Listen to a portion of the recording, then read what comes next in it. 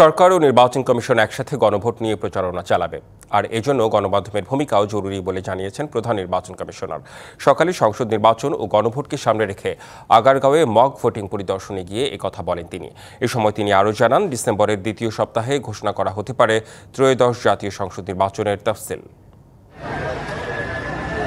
গণভোট ও জাতীয় নির্বাচন নিয়ে মক ভোটিং এর মাধ্যমে ভোটের প্রস্তুতি, পদ্ধতি, প্রযুক্তি ব্যবহার এবং কর্মীদের সক্ষমতা যাচাই করেছে নির্বাচন কমিশন। সকালে সংসদ নির্বাচন ও গণভোটকে সামনে রেখে আগারগাঁওয়ের শেরি বাংলা বালিকা উচ্চ বিদ্যালয়ে সত্যিকারের ভোটের মতোই ভোট গ্রহণ কর্মকর্তা, পোলিং এজেন্ট ও ভোটার সবাই ছিল। তবে ব্যালট পেপারে কোনো রাজনৈতিক দল বা প্রার্থীর নাম ছিল না। তবে ভোটারদের অধিকাংশই গণভোটের বিষয়টি সঠিকভাবে বুঝতে পারেননি। আমি গণভোটটা আসলে উপরে যেটা ছিল সেটা আমি ভালো মতো পড়তে পারিনি। আমি ভাবছি হ্যাঁ ভোট না ভোট, আমি হ্যাঁ ভোটটাই দিয়েছি। কেন্দ্রে ছিল ডামি প্রার্থী ও পর্যবেক্ষকও।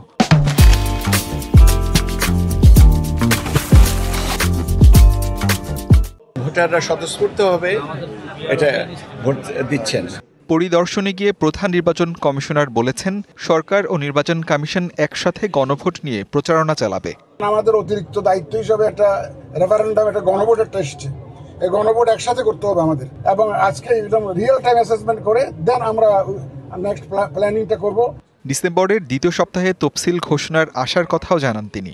তফসিল হুপফুলি আমরা যেটা আশা করছি দ্বিতীয় সপ্তাহে হবে ডিসেম্বরে। মোটামুটিভাবে প্রিপারেশন আমাদের আছে, কোনো অসুবিধা নেই, অসুবিধা হবে না ইনশাল্লাহ। আমরা সবাই মিলে ইনশাল্লাহ যে ওয়াদা জাতিকে দিয়েছি সেটা আমরা ইনশাল্লাহ ডেলিভার করব।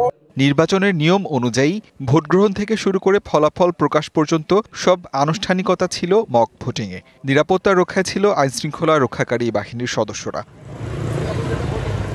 আসিফ খান, ডিভিসি নিউজ।